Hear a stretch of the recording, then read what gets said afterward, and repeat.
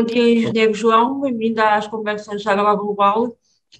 Desde já agradeço a sua participação e vou já direto à primeira questão, perguntando-lhe, a Navigator Company assumiu o compromisso de atingir a neutralidade carbónica nas suas fábricas até 2035, antecipando assim as metas da União Europeia estabelecidas, que são para 2050. Nesse sentido, perguntava-lhe quais são as medidas que têm vindo a ser implementadas nas vossas fábricas. Efetivamente, em 2019, a Navigator acabou por tornar-se a primeira empresa portuguesa, e é um facto, também uma das primeiras a nível mundial, que assumiu esse compromisso de antecipar em 15 anos, face aos objetivos nacionais e europeus, esse compromisso de antecipar em 15 anos a neutralidade carbónica nos seus complexos industriais, o que nos permitirá ter até 2035 todas as unidades fabris neutras e atingir nessa altura uma redução de 86% das emissões de CO2. Temos 4 grandes objetivos subjacentes a este processo, que nós chamamos roteiro para a neutralidade carbónica, que passam por produzir 100% de energia elétrica a partir de fontes renováveis, reduzir 86% das emissões de CO2 fóssil, reduzir em 10% o consumo específico de energia até 2025 e depois realizar o offset dos 14% de emissões que não conseguimos eliminar, e vamos fazê-lo através da gestão florestal e, portanto, das florestas que nós gerimos.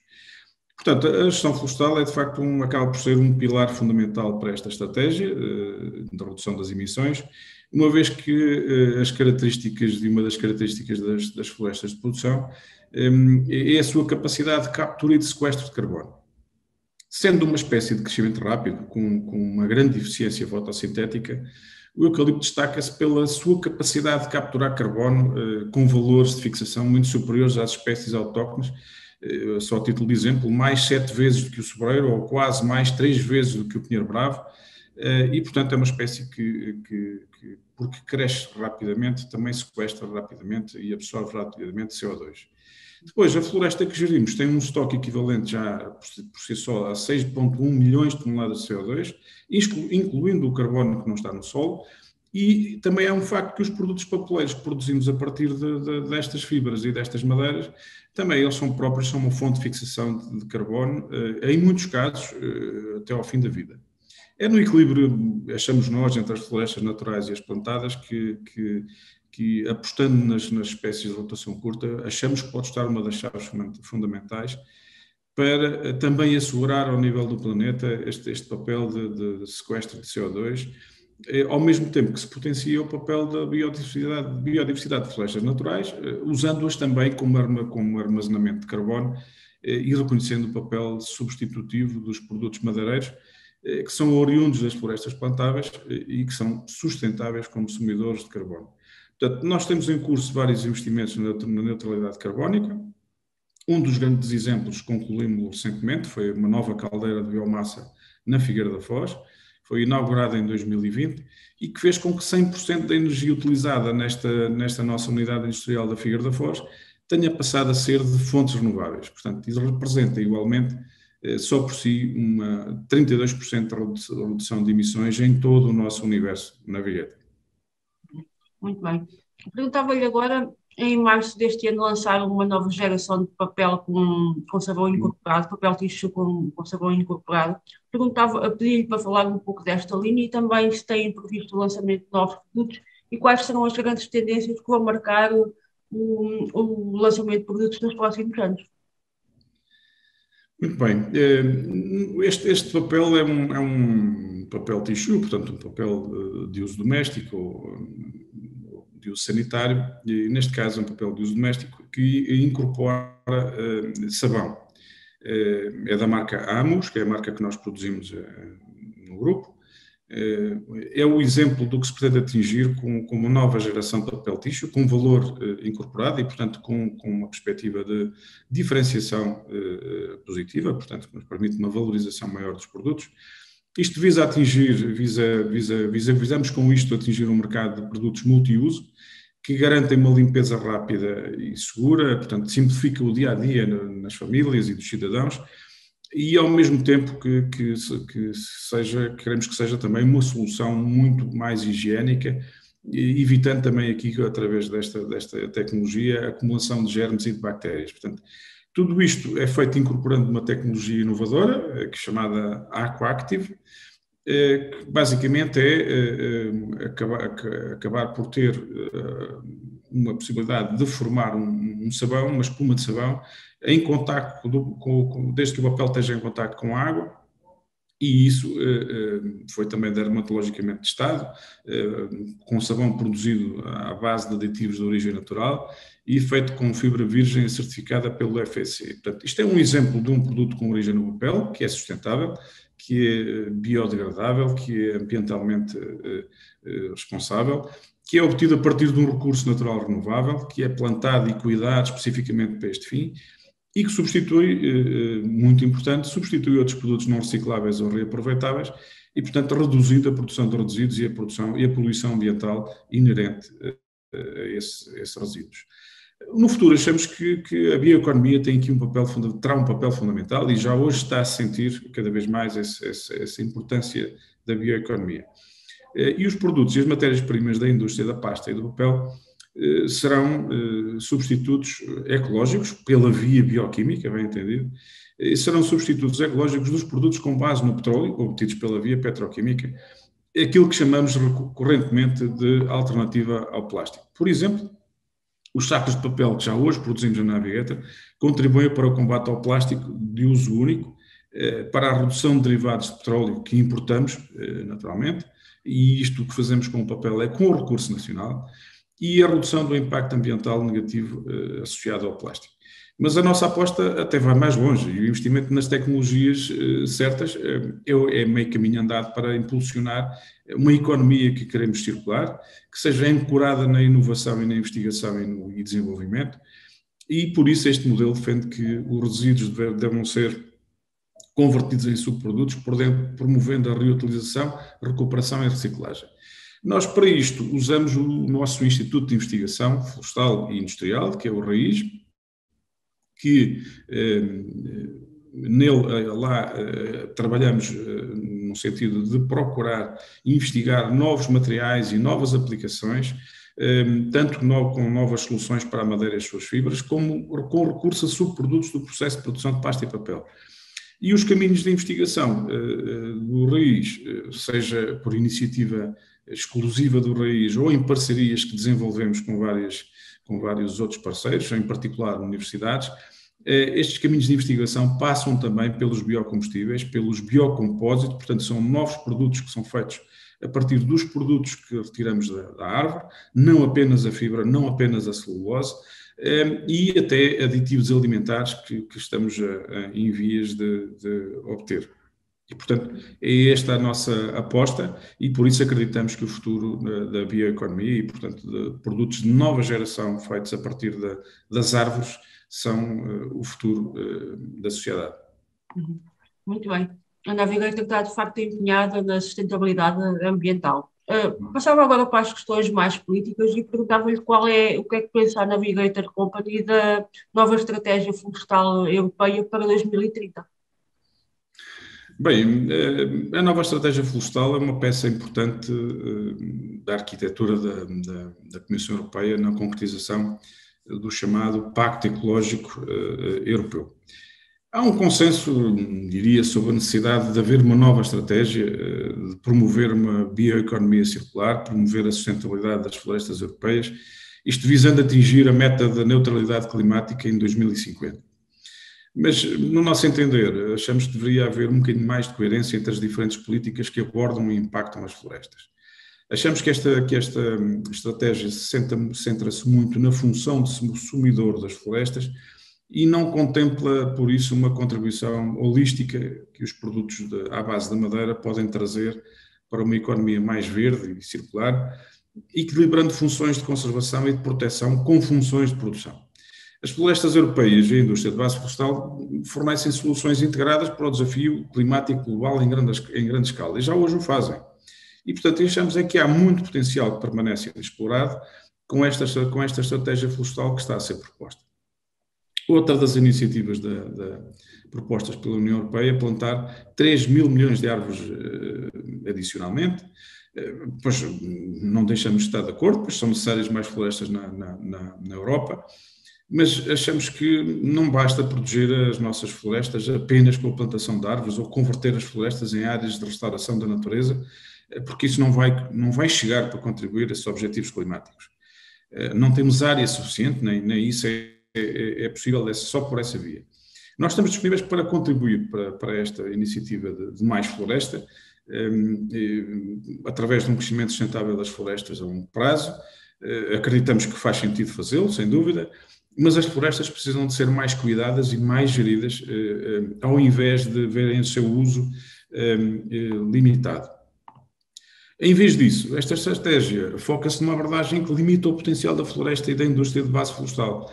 Isto porquê? Porque reserva para as árvores apenas um papel de sumidor, perdendo-se benefícios da bioeconomia através de substituição de materiais e combustíveis de origem fóssil, como acabamos de exemplificar, ou de colocar também de parte florestas para fins exclusivos de conservação e prescrever aos proprietários florestais medidas específicas de gestão, que o que nós achamos que é subestimar a diversidade de práticas já existentes, que são inerentes a cada uma das regiões da Europa e cada um dos países, porventura, e que são necessárias no contexto de uma gestão florestal sustentável em todo o continente. Ora, tanto o Parlamento como os Estados-membros têm posições definidas defendendo o equilíbrio entre as várias funções da floresta e achamos que a Comissão deveria ter tido estas orientações em consideração.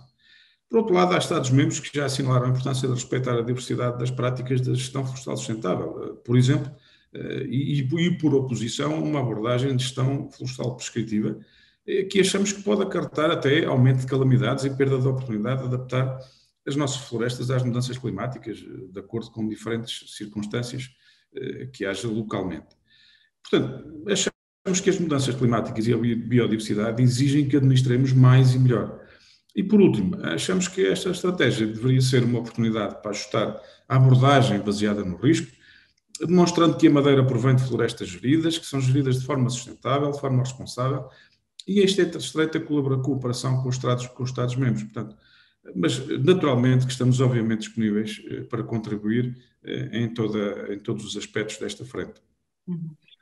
Passava agora para a política nacional. O Plano de Recuperação e Resiliência contempla cerca de 615 milhões de euros para a floresta, com investimentos que vão desde a gestão integrada da paisagem até ao cadastro da propriedade rústica. Na ótica da produção, o que é imprescindível ser feito com este financiamento? Bem, eu devo dizer-lhe que nós temos estudado e acompanhado todo este processo do PRR.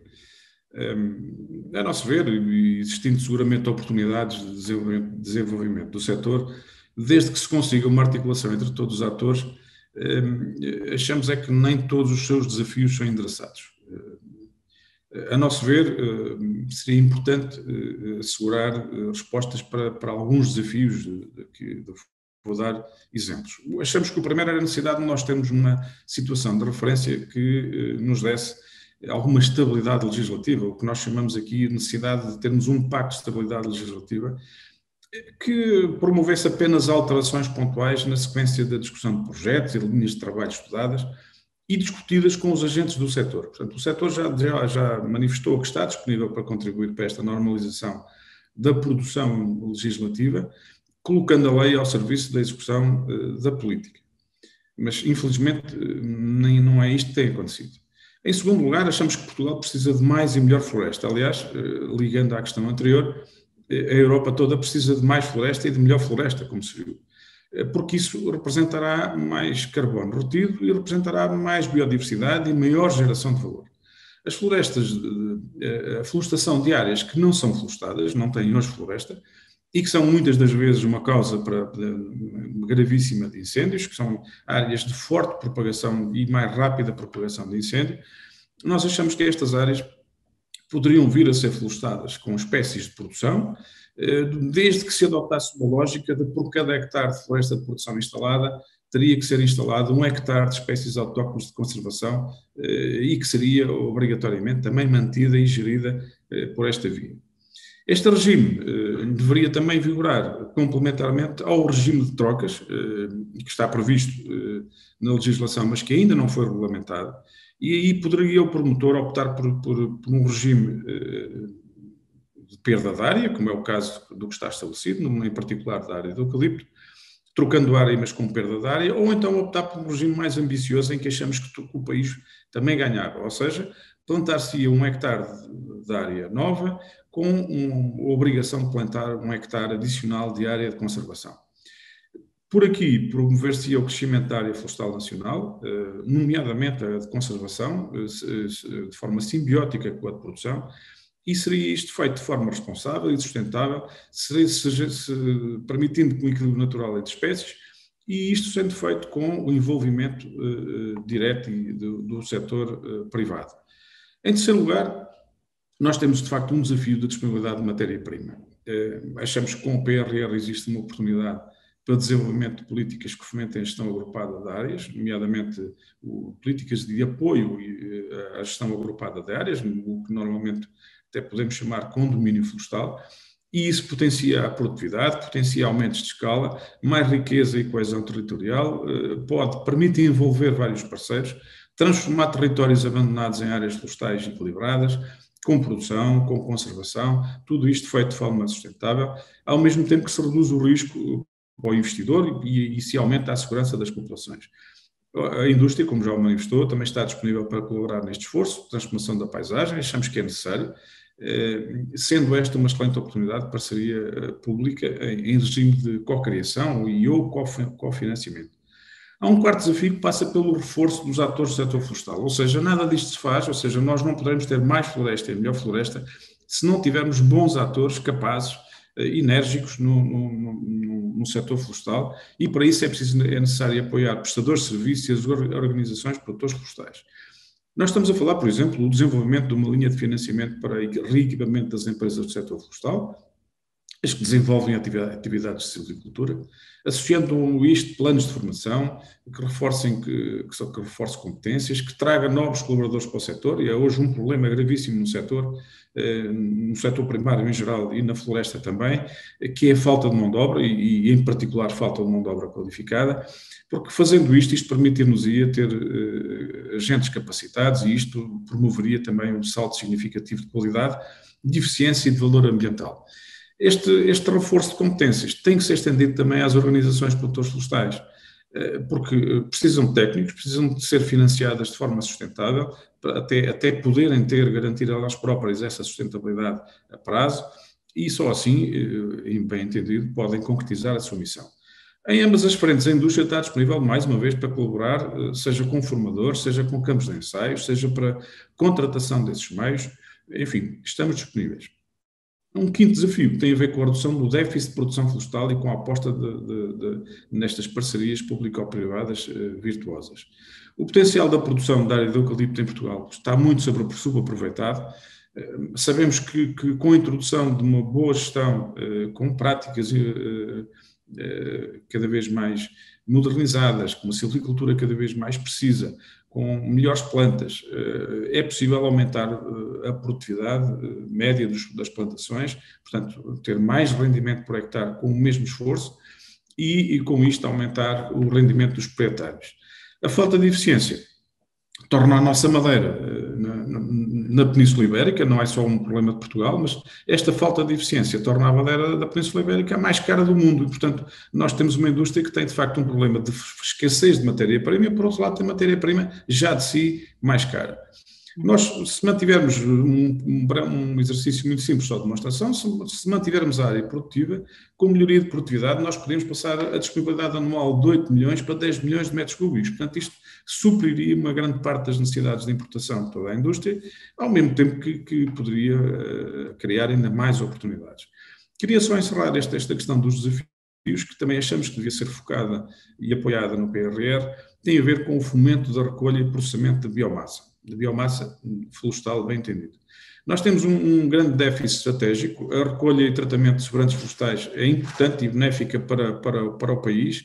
A criação de um mecanismo de apoio à recolha destes materiais pode permitir assegurar a disponibilidade de abastecimento para as unidades industriais, mas achamos que é fundamental criar uma rede de parques municipais de recolha de biomassa florestal e incentivar o equipamento dos prestadores de serviço de colheita, transporte e processamento de biomassa. Porquê? Porque hoje isto não existe ou existe de forma muito incipiente. E, portanto, para que haja mercado, para que haja oportunidades, todos estes agentes e todo este desafio da biomassa tem que ser apoiado. Muito bem, perguntava-lhe agora, relativamente à água global, quais são as principais novidades que a Navigator Company vai levar à feira este ano? Olha, eu antes de falar das novidades, gostava de lhe dizer que, acima de tudo, vamos para a Agro Global com muita vontade de aprender, com muita vontade de estabelecer contactos com os restantes participantes, criar networking, ter uma boa rede de stakeholders que nos ajuda naturalmente a crescer e ter ideias ou colher ideias que até vêm de outras áreas, nomeadamente do setor agrícola, é sempre um processo benéfico que nos faz crescer. E tem sido, de facto, importante para nós este processo de aprendizagem e de partilha nos últimos anos e, portanto, nas últimas edições da Agro Global. Teremos também a oportunidade de apresentar diversas iniciativas que teremos desenvolvidos na CELPA, portanto, a nossa associação do setor, e para além de outras que temos muito gosto em partilhar e que resultam de parcerias com fornecedores de equipamentos, onde uma recente alfaia desenvolvida, designada a ARG, é um exemplo e foi desenvolvido com um parceiro privado, com a Fravisel. Por outro lado, através do Raiz, como já referi, do nosso Instituto de Investigação, também teremos a oportunidade de apresentar algum trabalho que temos desenvolvido no sentido de demonstrar a extensão do uso da fibra celulósica a outros produtos, a outras possibilidades, a outras perspectivas que se abrem, e porque, como já disse, estamos convictos que este é um super material de futuro, que usaremos de forma crescente em múltiplos usos e que alguns começam agora a poder ser vistos e poder ser e demonstrados. E nós iremos apresentar alguns deles na Agro Global. Uhum. Há, há algum ensaio de campo que vão ter na feira e que mereça especial atenção por parte dos produtores? Bem, já de si, por parte da CELPA, nós temos lá desde há anos um ensaio de campo de eucalipto que, mais uma vez, achamos que irá atrair diversos interessados ao nosso stand. Para além disso, esperamos que seja possível também apresentar em demonstração algumas de ferramentas em cujo desenvolvimento temos colaborado e, portanto, gostaria de dar destaque sobretudo a este ensaio de campo, que, como falei, mas há mais coisas que também temos muito gosto em mostrar. Ok. Mais coisas que os visitantes não devem perder no vosso espaço. Agradeço desde já a sua participação e vemos dia 7 em Valada do Ribatejo. Já não falta muito. Com certeza, obrigado eu, Margarida, e votos de maior sucesso para esta Agro Global, porque temos que vencer também as circunstâncias que temos vivido e esta realização física é fundamental e achamos que é uma excelente aposta. É verdade. Obrigado. Obrigada. E até lá. Obrigada. Até lá.